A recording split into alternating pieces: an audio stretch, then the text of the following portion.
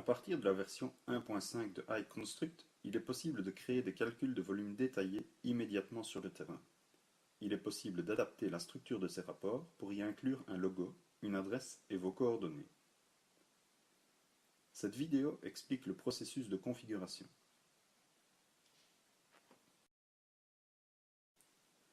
Dans l'explorateur Windows, accédez à Documents, Leica Geosystems, Icon, Config,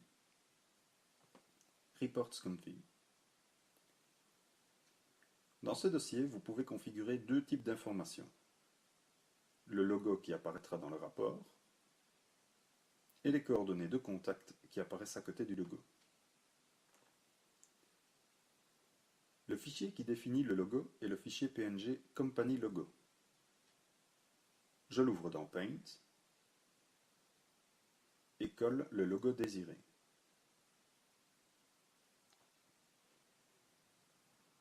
Je sauve et il apparaîtra comme ça dans le rapport.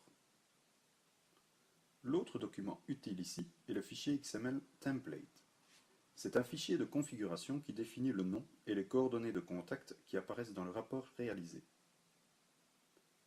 Si je clique droit et choisis Ouvrir avec Notepad, les champs à configurer apparaissent. Voici le nom du champ et ici son contenu. Le nom courant est Hexagon AB. Pour changer la valeur d'un champ, remplacez simplement le texte existant par le contenu désiré. Je vais changer les noms et adresses, éditer le numéro de téléphone et enlever le numéro de fax.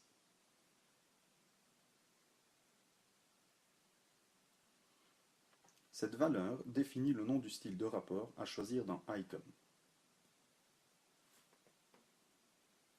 Donc maintenant, je ferme en enregistrant et j'ouvre Icon.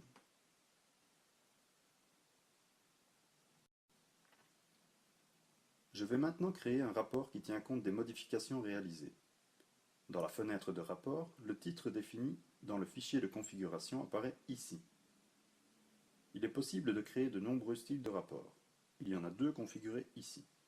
Chaque style de rapport possède son propre fichier de paramètres dans le dossier de configuration des rapports. Donc, si vous voulez créer différents rapports qui contiennent différentes adresses ou coordonnées, vous créez d'autres fichiers de configuration, puis sélectionnez le fichier désiré à partir de cet écran. Tous les types de rapports auront le même logo défini dans le fichier PNG Company Logo. Une fois le style de rapport sélectionné, vous sélectionnez le calcul pour lequel vous voulez réaliser un rapport.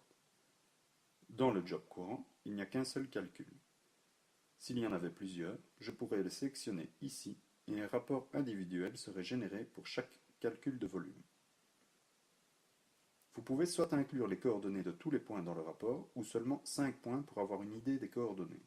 Cela permet aussi à ce que le rapport ne soit pas inutilement long si vous avez utilisé des centaines de points pour créer votre modèle de terrain. Ici, je définis l'emplacement et le format du fichier. Je peux l'enregistrer sur la mémoire interne ou sur un stick USB. Il est possible de stocker le rapport dans le dossier générique des rapports de la mémoire interne ou dans le dossier d'un projet. Il y a 4 formats de fichiers possibles: PDF et HTML avec des images, ou CSV et TXT qui ne contiennent que du texte. Une fois l'emplacement et le format de fichier définis, pressez Accepter et le rapport est créé à l'emplacement spécifié. Voici le rapport HTML créé avec le logo et les coordonnées de contact définies. Donc, en peu de temps, il est possible de configurer l'affichage des rapports de volume, puis sélectionner celui qui convient le mieux en fonction des demandes spécifiques.